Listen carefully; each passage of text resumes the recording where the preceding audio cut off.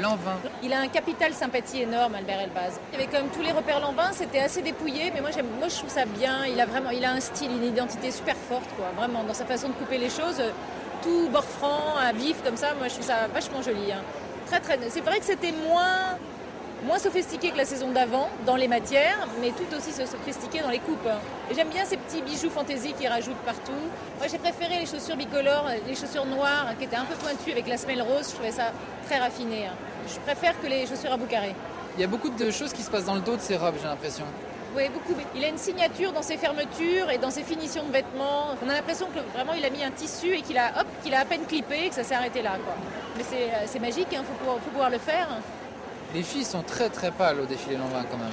Elles sont très très fatiguées aussi, surtout j'imagine ça fait 15 jours les pauvres qu'elles défilent, elles doivent être un petit peu palotes, mais non, il avait voulu donner des petites têtes un peu les cheveux bien noirs, comme ça elles avaient toutes des petites perruques, c'était mignon.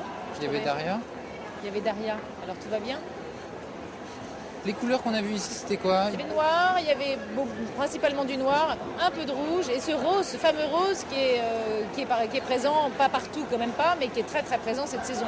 En plus soutenu, rose pâle, rose bonbon, rose malabar, rose fuchsia, une abondance de roses. Louis Vuitton. Louis Vuitton, c'est pas un défilé de sacs, mais c'est quand même un défilé de sacs aussi. Il attaque au premier passage les sacs directs, comme ça le ton est donné, mais il faut quand même tourner autour du monogramme en boucle comme ça et le renouveler de saison en saison. C'est quand même beaucoup de contraintes et je trouve qu'il s'en sort, mais mieux que personne. C'est génial. Les matières chez Vuitton, c'était assez étonnant. Il y avait des mohair, c'est ça? C'était quoi? Oui, il peut y avoir des petits modèles grossissants, un petit peu. Mais on ne les portera pas, c'est pas grave. On les photographiera quand même. On les photographiera, mais on ne les portera pas. Mais il y avait plein de choses parfaites, il y avait plein de choses tout à fait sveltes. Ah ouais.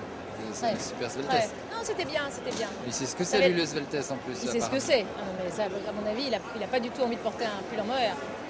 Sa collection était vachement bien. Il a sa façon de faire, il a sa façon de couper. Puis qu'est-ce qu'il est beau, comme ça, tout mince et tout bronzé. 2-3 tendances à retenir, ce qu'on garde pour l'hiver prochain. Il y a beaucoup de tailleurs, il y a beaucoup de robes, encore un peu de leggings, il y a beaucoup de fourrures, il y a beaucoup de roses, beaucoup de verts, beaucoup d'orange, beaucoup de couleurs, beaucoup de tout, beaucoup de choix. C'est quoi votre programme la semaine prochaine? Photos, des photos du studio. Avec qui? Avec quel photographe et quel avec mannequin? Inès Van Damsveld et avec Terry Richardson. Et un mannequin? Daria. Vous photographiez le Vogue dans combien de temps? Là, on photographie le Vogue du mois de mai, mais on va déjà mettre des modèles d'hiver dedans. Peur de rien. Mais nous, peur de rien. Hein. Bande de malades.